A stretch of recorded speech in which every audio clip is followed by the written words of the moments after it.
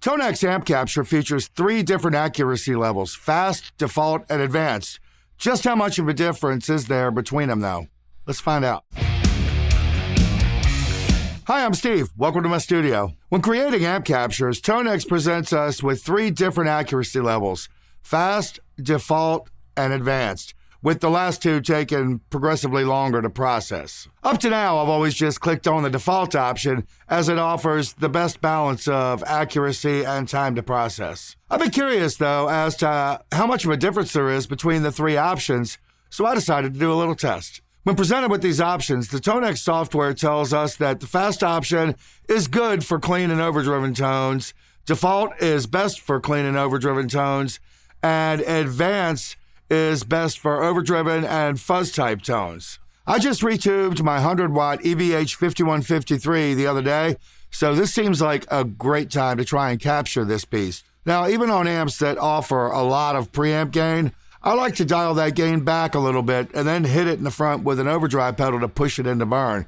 So I've dialed in a nice mid-gain crunch. This is what it sounds like.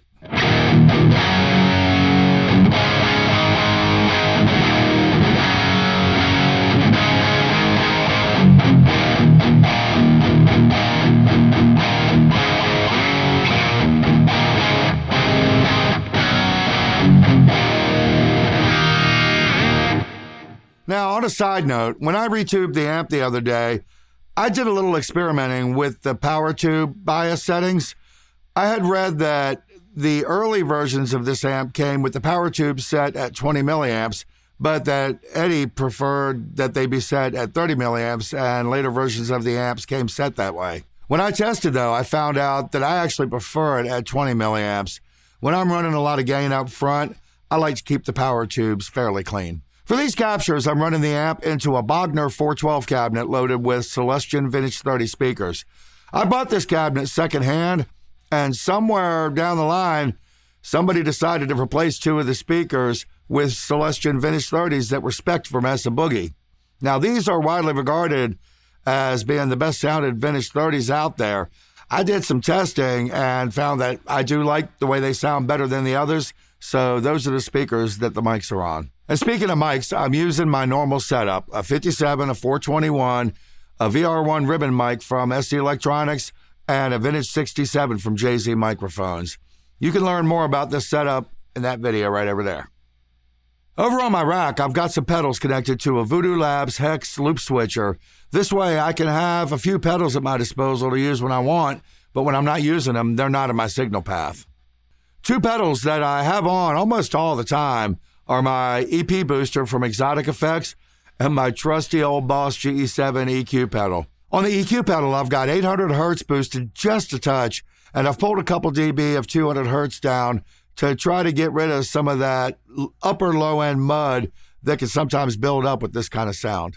On the EP Booster, I've got the knob all the way down. It's just there to color the sound a little bit. So I'll play a little bit, and then I'll turn on those pedals so you can hear what it's doing.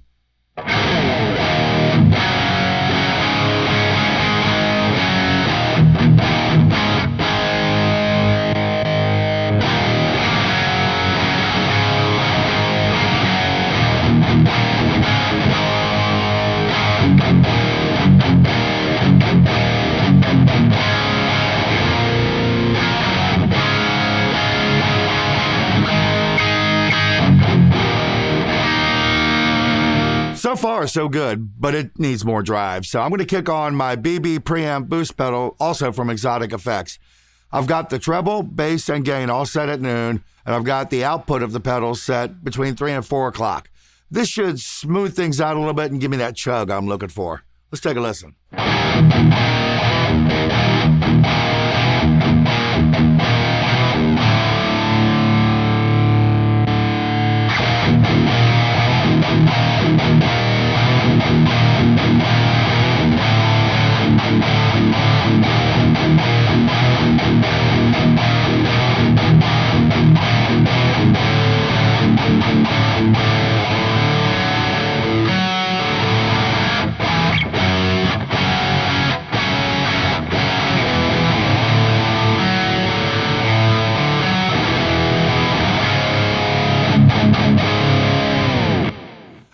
so let's see how it goes.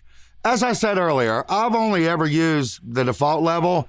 I know the fast level will go quicker, but advanced is going to take some time. I'm running a Mac Studio with an M1 Max processor. Dan Kaminsky over at the Lonely Rocker YouTube channel is also running a Mac Studio, but he has the M1 Ultra.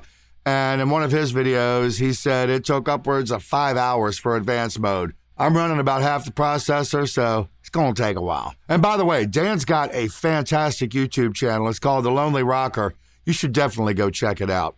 All right, let's do it. And I'm back.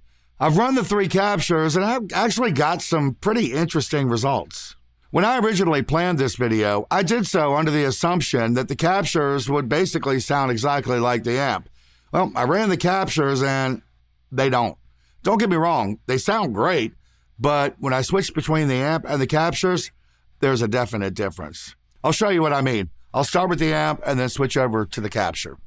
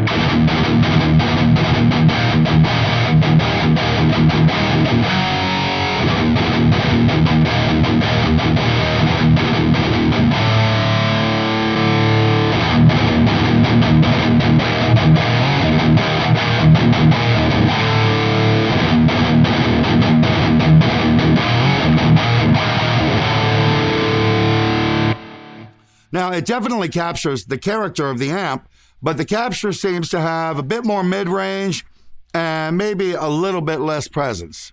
Thankfully in ToneX, we've got some tweaking options. I changed the center frequency of the mid-range to 900 Hertz.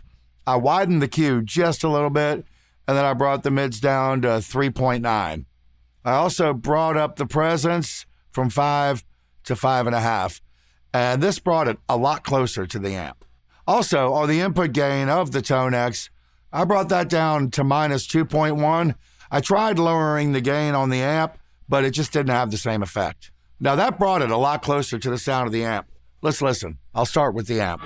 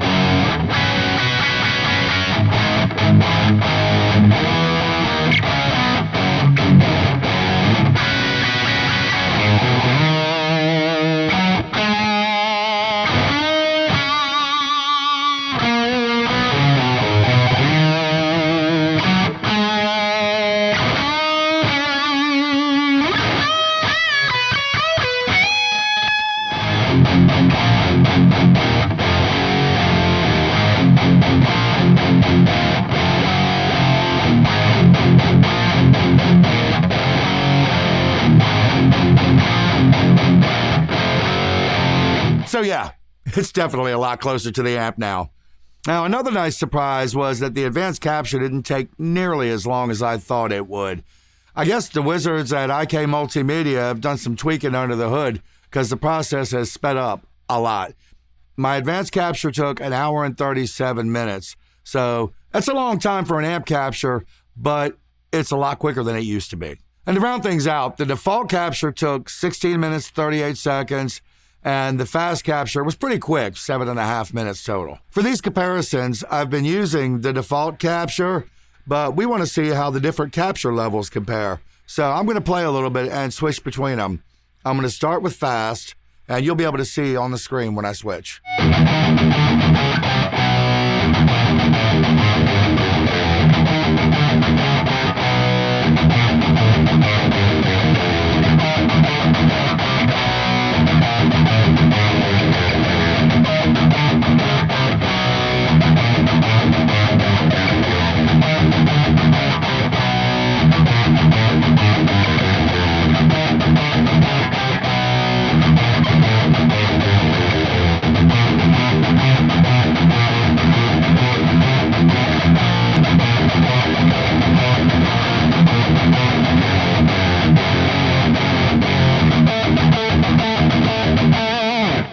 Honestly, I think they all sound good, but surprisingly, I prefer the default capture over the other two.